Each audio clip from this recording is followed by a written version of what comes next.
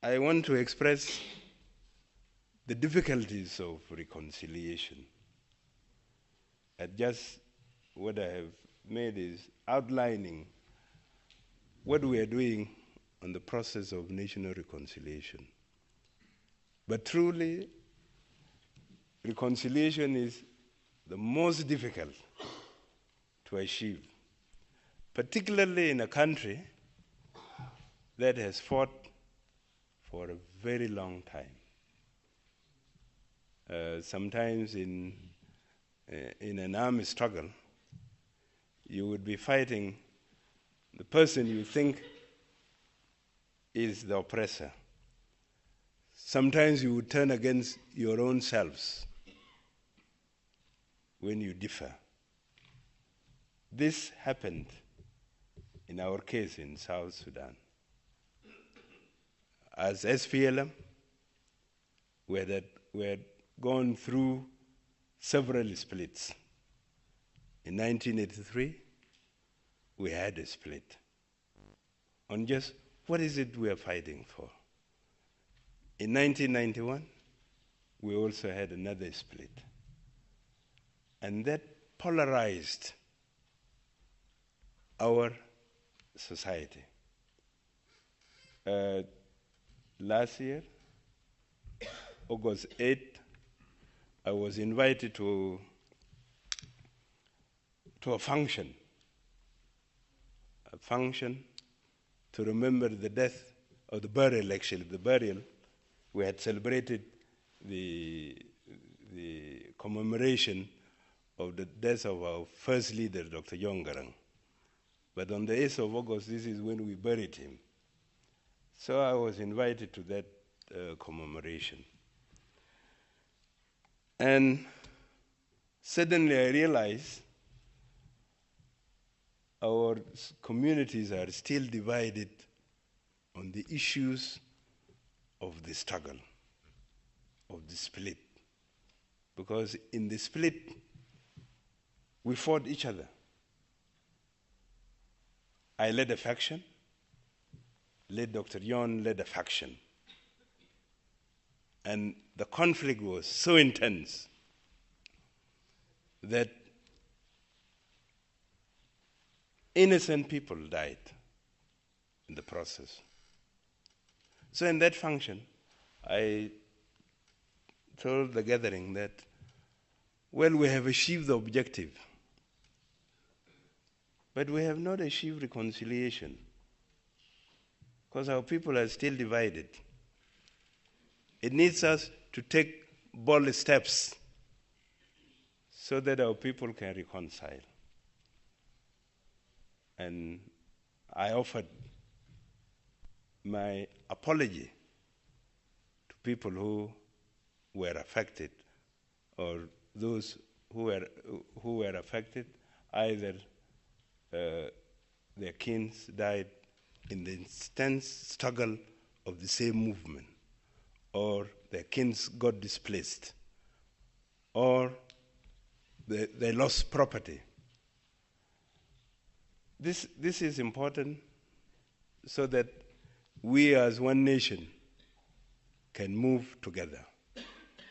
But the difficulty is in that such apologies sometimes do not get the blessing of all. There will be somebody who will say, well, if you apologize on acts done under your leadership, then who will apologize on acts done on the other person's leadership? Now that's a big problem with us in South Sudan today. And we are also asking assistance in this, because there are people who have gone through such a process, whether in the Eastern Europe, the old Yugoslavia. The struggle among themselves was also intense, similarly like our struggle in South Sudan. So we would want to be assisted by people who have undergone such a process.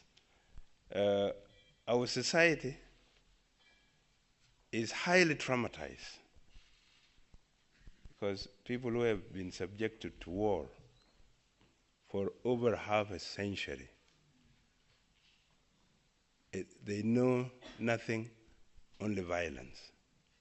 And that was manifested last week when a large group of youth attacked, in a retaliatory attack, another community.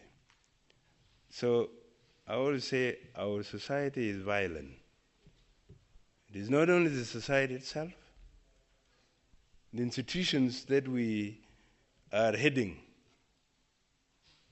there is simmering violence in it.